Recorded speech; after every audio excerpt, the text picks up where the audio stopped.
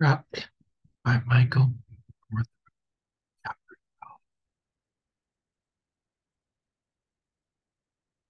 No need to overthink things.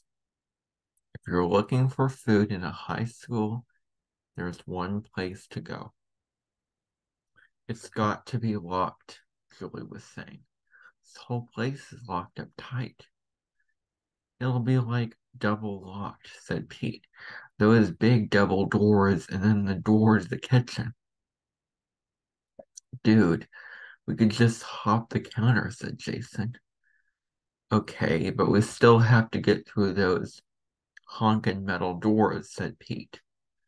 Which ones? You know, where we go in, where the line is. Oh, yeah. We could break the glass in the little window, in the little windows. Les perked up, looked over. I don't think it works like that, like on TV, said Jason. There is no door handle on those doors, so you can't punch through the glass and open it. It's just got those metal plates to push against. Then how do we know it even locks?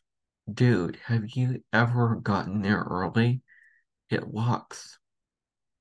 It locks at the bottom, said Krista, joining in. What? Said Jason. It's got like a keyhole. One of those round metal discs with a keyhole in the middle, down by the floor. Really? Yeah, I was there when they opened up once. We could, like, pick it, I said, and was sort of sorry I had. Pick it? All right, 007, go ahead, said Pete. And the others laughed. It was true, I had no idea how to pick a lock. Julie laughed the loudest, high-pitched, whiny, and that sort of annoyed me. I felt like Pete was just ripping me to impress her. Then again, I'd only started talking to agree with Krista. Being in here with these girls, this could be trouble for us. You know what, though, said Jason? It was like when he knew about the heating. He had the same kind of confidence in his voice. He sounded like a car mechanic about to deliver um his assessment. Blown radiator, broken timing belt.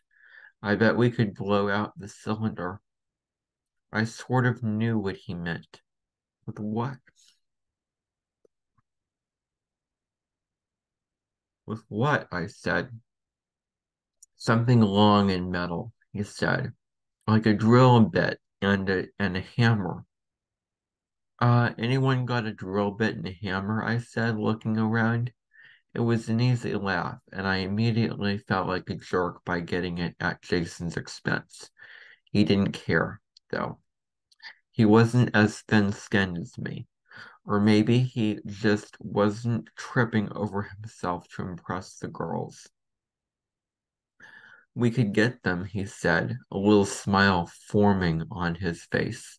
Yeah, said Les, no problem. We locked the door before leaving shop. We turned the little button on the doorknob and swung it close behind us. But it would be easy to break that window, reach in and open up.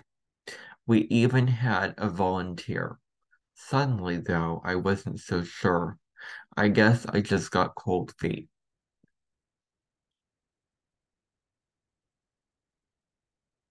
I don't know, I said. We really want to break in. I mean, we'd be breaking into the shop just so we could break into the cafeteria. That's like one broken window and one blown out lock, just so we can get scavenge, just so we can go scavenge some truly crappy food. Truly crappy food we won't even be able to cook. That was my big speech, my heroic last stand. It didn't go over well. Yeah, said Les, that sounds about right. Dude, said Jason, we've got to eat. Don't be such a wuss, said Les. I was thinking, Screw you, man. I just don't want to get kicked off the base basketball team. But I didn't say it. I held it in and assessed the situation. Jason and Les were all for it. Jason because it was his idea, and Les because he wanted to break something. But the girls weren't saying anything. Julie was the swing vote.